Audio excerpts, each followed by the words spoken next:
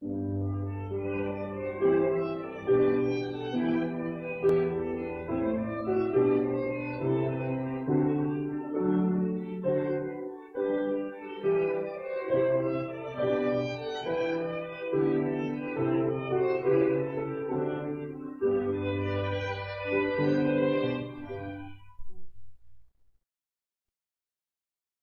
우리에게 주시는 하나님의 말씀은 시편 1절에서 18절 말씀입니다.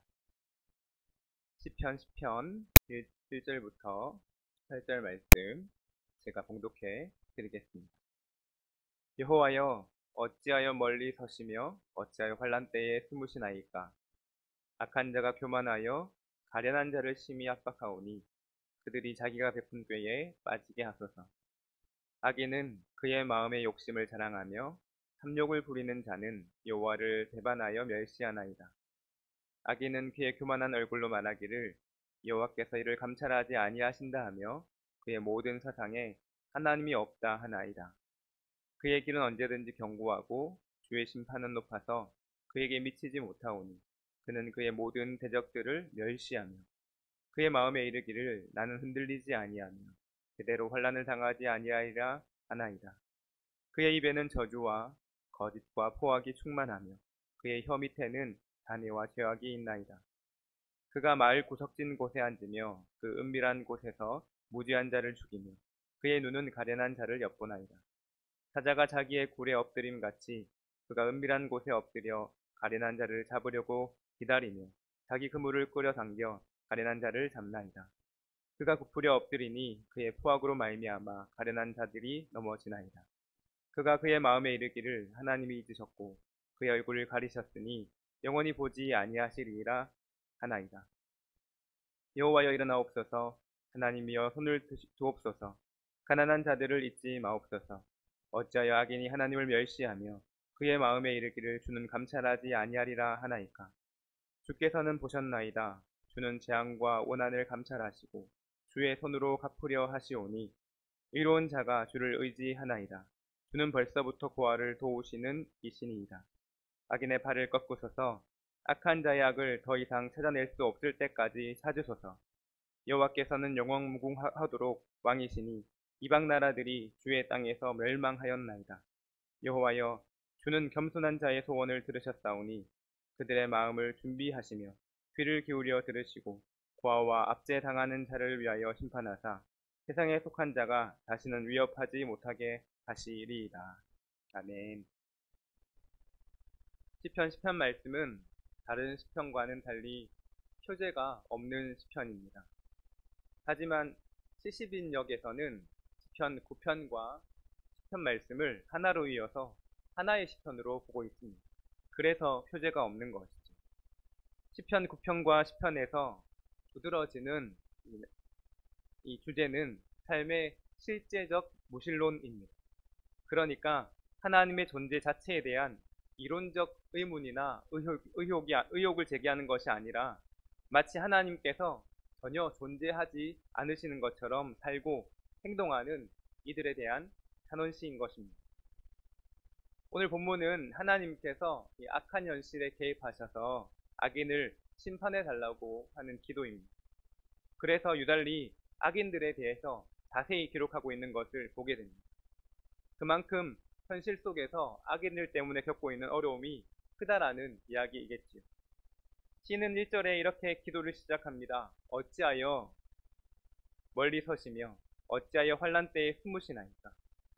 이 구절에서 시인이 어찌하여라고 이야기하고 있는데 이것은 불신앙적인 의문이 아니라 하나님에 대한 깊은 신뢰를 바탕으로 하고 있는 의문입니다.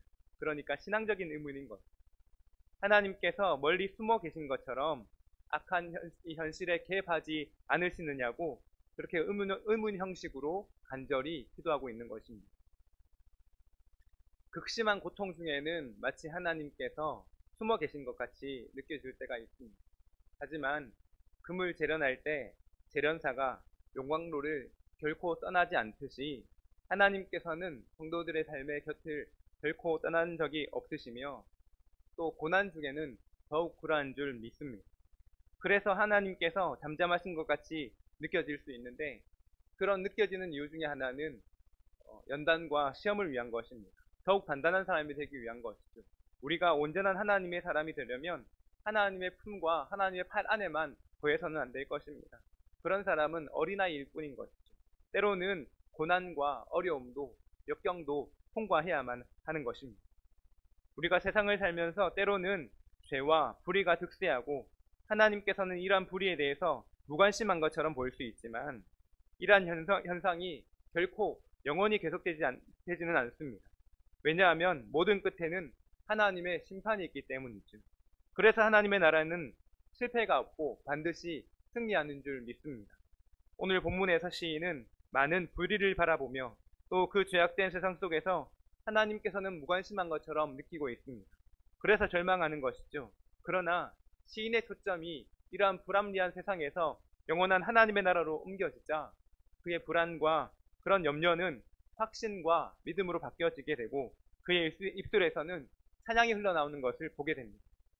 오늘 우리가 살아가고 있는 이 세상이 어쩌면 시인이 바라보는 삶과 동일한 그런 어려움이 있을지 모릅니다. 하지만 우리의 눈이 이 어려운 현실의 세상이 아니라 영원한 하나님의 나라를 바라볼 수 있기를 원합니다. 승리하신 하나님을 바라볼 때 우리 안에 있는 불안과 염려가 사라질 줄 믿습니다. 우리 하나님께서는 실수하시는 분이 아니십니다. 그리고 우리 하나님께서는 여전히 우리와 함께 하시며 이 땅을 다스리시고 감찰하고 계시는 줄 믿습니다. 그 믿음으로 오늘도 승리와 찬양의 삶을 살아가는 저와 여러분 될 수 있기를 간절히 축원합니다. 기도하겠습니다. 우리와 늘 함께 하시는 하나님 감사합니다. 시인이 바라보는 세상과 같은 불의한 세상을 살아가고 있는 우리의 삶이지만 그 속에서 절망하거나 낙심하지 아니하고 영원한 하나님의 나라를 바라보며 승리하실 하나님을 믿음으로 바라보는 우리의 삶이 되기를 간절히 소망합니다.